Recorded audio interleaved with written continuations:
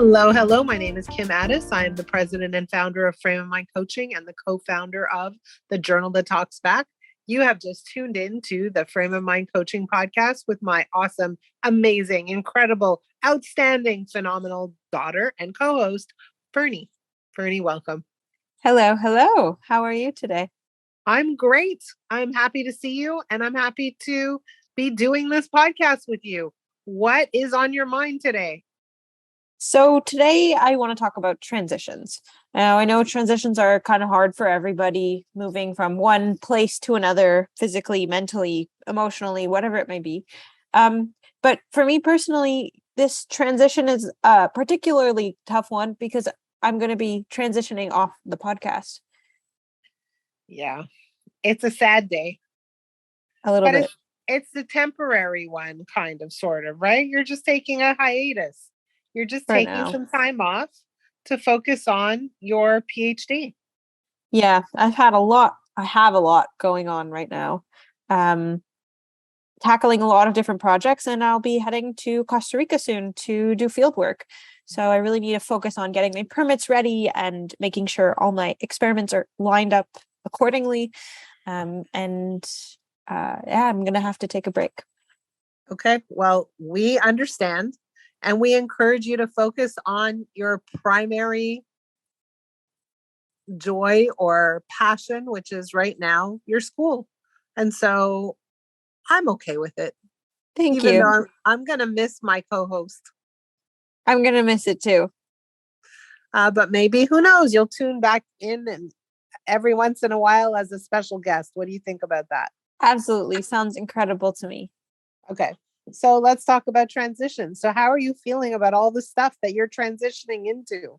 You're leaving, you're coming, you're going, you're going to be moving in with your boyfriend soon, like lots and lots of change. Yeah. And I'm changing my lifestyle from close to campus, always around, always involved, to commuter. And I'm very excited about it because I will be living with my boyfriend and I cannot wait for that. I miss him so much when he lives in Montreal. But it's a very different lifestyle. And I have to come to terms with the fact that it's going to be different.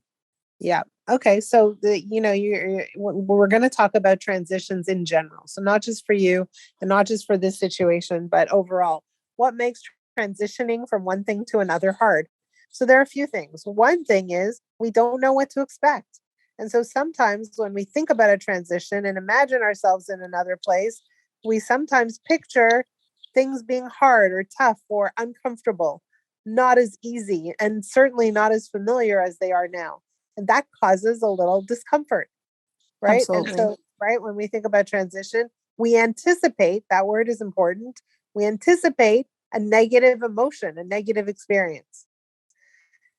And so where does anticipation come from? Anticipation comes from the way we think, right? So when we think about our thinking process, what happens first is we have a thought. That thought turns into a belief. If we think about it, if we have the same thought over and over again, it becomes a belief. When we have a belief, it forms our expectations, right? So when we talk about anticipating something, we're talking about our expectations. Would it not be the other way around, in the sense that you have a belief that creates your expectations, not expectations creating beliefs? Or doesn't really matter? No, your beliefs, the beliefs you have form or lead to the expectations you have. But at the same time, right, when we have something coming up, we have certain thoughts about it and we have beliefs about it. And those beliefs lead us to a certain level or a certain kind of expectation about what that experience will be. So in your case, you're like, okay, my boyfriend's coming to town. I expect that to be a good experience, but there are some parts of it that I expect might be more challenging, like commuting, like living off campus, like not being so close to all the things that I'm really close to right now, not having as much accessibility. So I believe that might be tough, right? Mm-hmm. And when we believe something's going to be tough or difficult, it creates dis-ease, discomfort. So what are you supposed to believe? Well, it's not what are you supposed to believe. in your case, I've seen you make so many transitions in your life. You've transitioned from being in a home with two parents to a home with two divorced parents living in two homes. You've transitioned from high school to university. You've transitioned from Toronto to Montreal. You've transitioned from, going to university and then doing these really extraordinary trips in weird and different places where sometimes your living accommodations didn't have walls.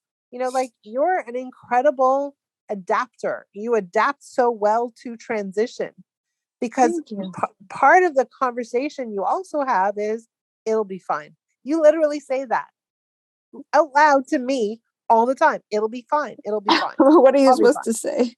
Well, but that's also a belief. So how do we make transitions easier? By really assessing our ability to cope and looking back at historical experiences where we have been able to cope. So when we know something's coming up, a transition's coming up, something that, is unfamiliar and might cause us to be out of our element, what helps us with transition is looking back at our previous transitions and realizing, hey, we handled it fine. We coped with it. We have the ability, we have the competency, we have the resilience to handle transition. So yes, it will be fine. And right? If, for example, someone didn't handle a transition so well and they look back and say, hey, look, I actually didn't handle transition so well. How can I change that for the future? Would that not cloud the way they make judgments in the future? Well, so that's a good question. So let's say they didn't handle a transition well. We might say, what made it tough? Oh, well, what made it tough was, I moved into a place and I didn't have all of the things that made me comfortable. I didn't have my furniture. I had to sleep on a floor. And, so what we say is, let's look at the things that make transition tough. And let's figure out strategically and from an implementation standpoint, how to make it easier. So when we look at, for example, okay, like let's look at kids. Do they transition easily? We need to give them a bit of a head start. Let's say you take your kids and they're on a play date somewhere at your neighbor's house. Typically, you can't just say, okay, we're going now, goodbye, grab your things, let's go. Kids resist that, right? So they need a little bit of a heads up. They need a little bit of a warning. So you say, okay, we're leaving in 10 minutes. And then 5 minutes later, you tell them, you have 5 more minutes. So you're giving them a bit of a countdown. And that prepares them mentally for that transition. But at the same time, we can prepare physically for transition too, right? By making sure we have our things done and prepared and ready. So for example, you're going to be moving into an apartment with your boyfriend in the summer. Great. Mm-hmm. So you're expecting a transition. How do we not leave that transition as a last minute experience? How do we prepare for that in advance? How do we make sure we're ready? Perhaps we can hire a moving company. Perhaps we can get a real estate agent to help us find the right place to live in. Perhaps we can tie up the loose ends in our current living situations. Perhaps we can think about, what are the things we're going to need in this new house? Maybe we need to buy a bed. And so there's a planning element, and planning enables transition to be easier too. The same way that we need to give kids a little bit of advance warning when we have transitions, planning makes life easier. It's also, applies to work-related transitions. How do we help someone change jobs? A little bit of planning, a little bit of advance notice, a little bit of, exposure to what is expected so that they can come in prepared. Preparation enables transitions to be a little bit easier. Sometimes we don't have preparation time. Sometimes we're thrown into new things, and leaning in on the fact that, hey, we are capable. We can handle this. We'll figure it out. That figure it out ability component helps transitions tremendously. And how do you teach somebody that figuring it out component? When you have children and, and they figure things out, we say, hey, look, you figured it out. Way to go. You're a kind of person who figures things out. I'm proud of you. And so what you do is you reinforce that a person has the capacity. And if you've never had that as a child, look back at your own history, your experiences, and notice when you figured things out. And it could be little things like, oh, I figured out how this new computer works, or oh, I figured out how, this mathematical formula works, or figured out how to work the TV. That could be a challenge. Whatever it is, right? I figured it out. I figured out how to buy groceries under budget. I figured out how to go on a trip and get everybody's luggage into the car. Okay, now here's a question. Yeah. With respect to figuring things out, does that refer to figuring it out alone? Or can you get help and say, well, I figured out how to get help. Who helped me figure it out? Does that still say I figured it out? Or does that say I asked for help? Do you understand the question? Asking for help is 100% part of figuring it out. I figured out who to ask. And I figured out that if I ask, someone will say yes. Right? So it's not like I have to figure it out alone and therefore I figured it out. Of course not. Of course not. This is not a task of independence. It's not a task of, figuring things out in isolation. That's not the goal. The goal is I'm going to make a change. How do I handle change? What are my resources? What am I focused on? Am I focused on what I want or what I don't want? Am I focused on the problem or the solution? And, in addition to that, what are the beliefs that I have around transition and change? Right? So we're looking at all of these aspects and elements. When you're saying, can I help someone? Of course, that's part of figuring it out. If you move to a new city and you don't know how to get to the bank and you ask someone, they say, here, go here, here, and here. You're like, oh, look at that. I figured it out. I asked somebody. I made it. I figured it out. So it doesn't take away merit. Of course not. I would say it adds merit. Extra points for asking for help. Why? Why? Because it's leveraging the resources that are at your disposal. So many people struggle because they're uncomfortable asking for help. They're uncomfortable leveraging the resources that are right there. And do you think that there are people who ask too soon for help and don't even try to do it themselves? I think sometimes people ask too soon, but generally speaking, I don't think that that's the biggest issue. The biggest issue is that people are uncomfortable asking for help. They'd rather pack it in. They'd rather call it a day than feel the discomfort of saying, hey, I need some help. And do you think that lack of asking for help is an inhibitor to change? I think it makes transition more tumultuous. I think it makes transition and change harder to cope with. Because if I'm moving somewhere, if I'm making a change and I think no one's there to help me, I'm in it all by myself. Boy, that's daunting. That's exactly the word I was looking for. That's daunting. But if I think, hey, I'm going to go somewhere new and I'm going to talk to people. And if I need help, I can ask someone. If I'm lonely, I can meet someone and we can go for coffee together. If I'm having trouble with the language, I'll ask my neighbor to translate for me. I'll figure it out. Now it's not so daunting. Yeah. I'll tell you a very quick story. I don't know if you ever knew this story.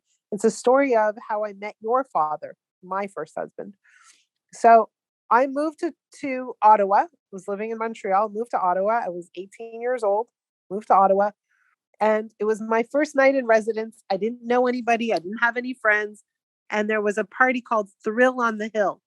And I made a decision that I wanted to go to that party. I moved to a new city and I wanted to socialize. I wanted to meet people. And so I got myself to this party by myself. You went alone? I went alone. It was called Thrill on the Hill, Parliament Hill. I walk in and all of a sudden it hit me. Oh my God, I'm alone. Oh. Right? But I had a plan. And I said, here's what I'm going to do. I'm going to go and buy a drink, right? Like there was a lineup to get drinks, wine, beer, whatever. I'm going to go stand in line to buy a drink. And I'm going to start talking to the person standing beside me. That was my mental plan. Nice. Love it. Right. So transition plan. I had a plan. And on the way to the bar to buy a drink, your dad intercepted me. He stopped me. He cut He me off. did? Yeah. And he said, would you like to dance? Wow. Really? That's exactly what happened. And in my mind, I'm like, thank God someone just saved me. Who knew he was so bold? Who knew he was so bold? And I said, sure. And it was not like, it was love at first sight. It wasn't something like that. But I felt like a sense of relief that suddenly I wasn't at this party alone. Oh, right. But cute. so when you have a plan, you're like, okay, I'll figure it out. I'll deal with it. I'll do my best. And sometimes it doesn't work out, but more often than not, it does. So we discussed transitions, emotional, physical transitions.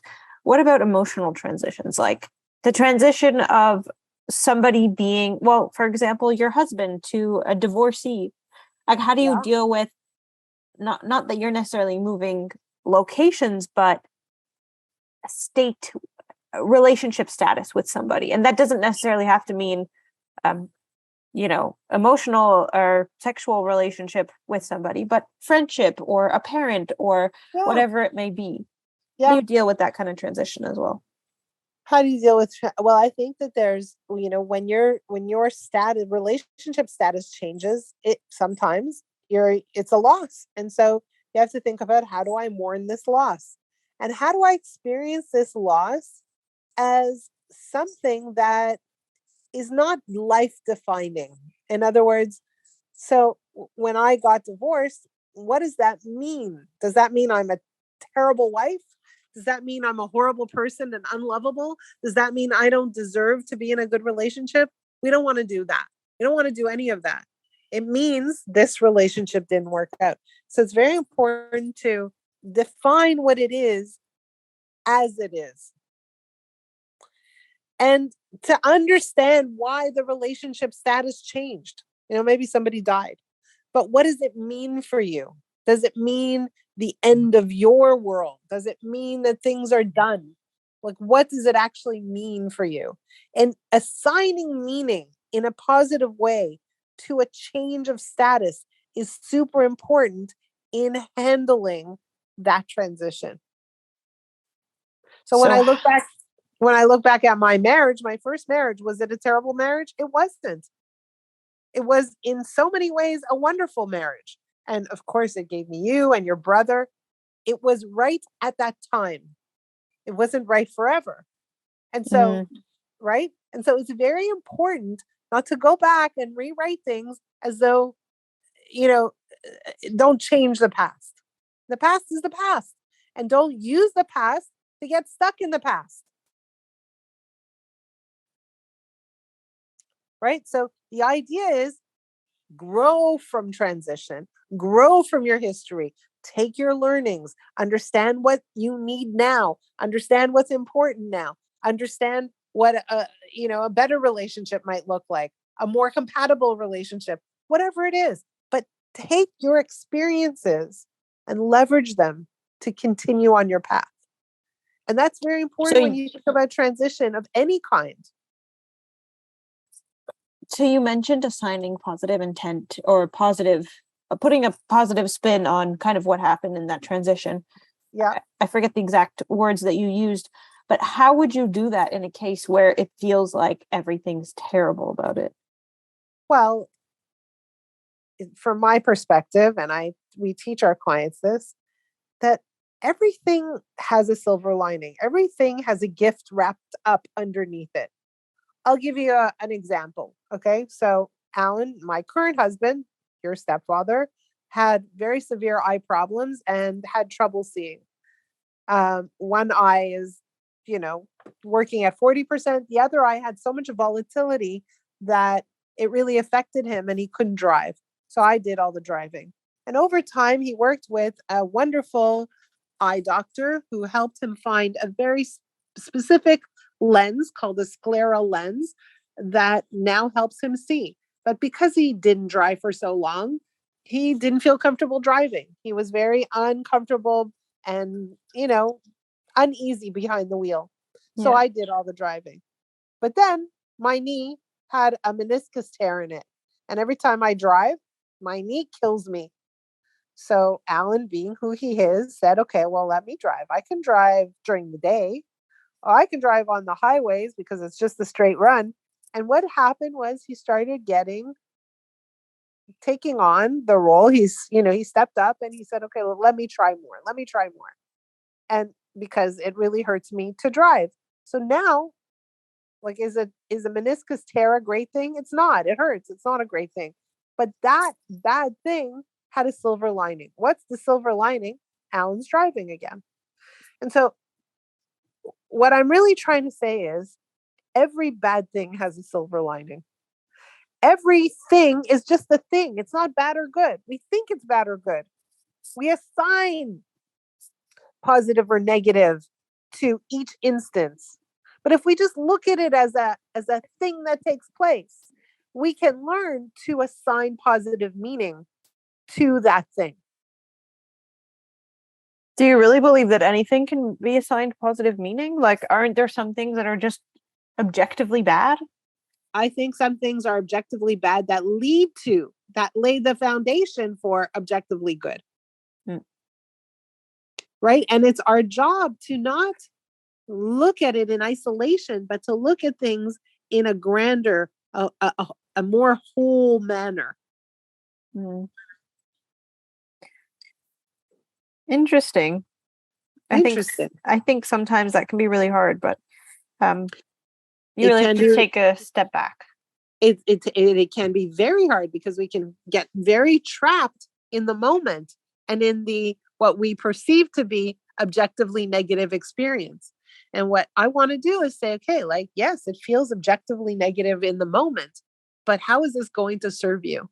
And if you can start to build the mindset, build the habit of leveraging your negative experiences and turn them into advantages as opposed to disadvantages, now we're also building resilience.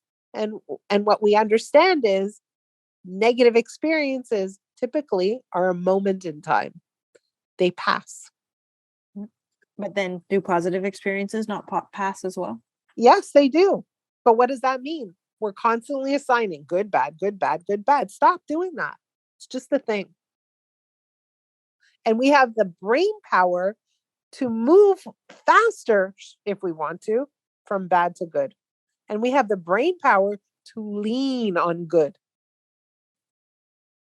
Expect good. And when we expect good, transitions are a lot easier. Okay. Yeah, that's a good way to wrap this up. Yeah. Very interesting.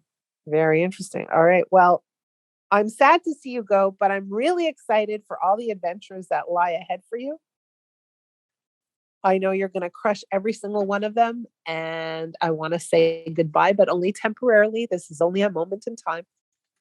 I know we'll be back, and I know we'll be doing some cool and interesting things together soon. Again, and for anybody who wants to say goodbye to Ferne for now, please, I invite you to reach out to her directly. What's your email address? How do they reach you? Please email me at Ferne Kotlyar. So that's FERNE KOTLYAR @live.com. And this isn't goodbye. It's a see you later.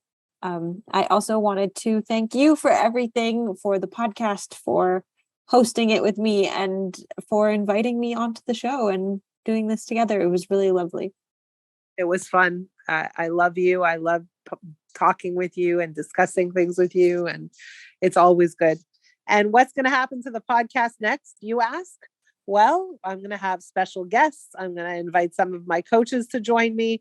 Maybe I'll do a solo act. I'd love to hear from you. What do you think? What do you want to hear more of? What are you interested in? What questions do you have? What issues do you want to discuss? Maybe I'll coach people anonymously. If anyone wants anonymous coaching, please reach out. My email address is kim@frameofmindcoaching.com. We really want your feedback on this. And for those of you who are listening next week, I will see you then. Have a good one, everyone. Bye.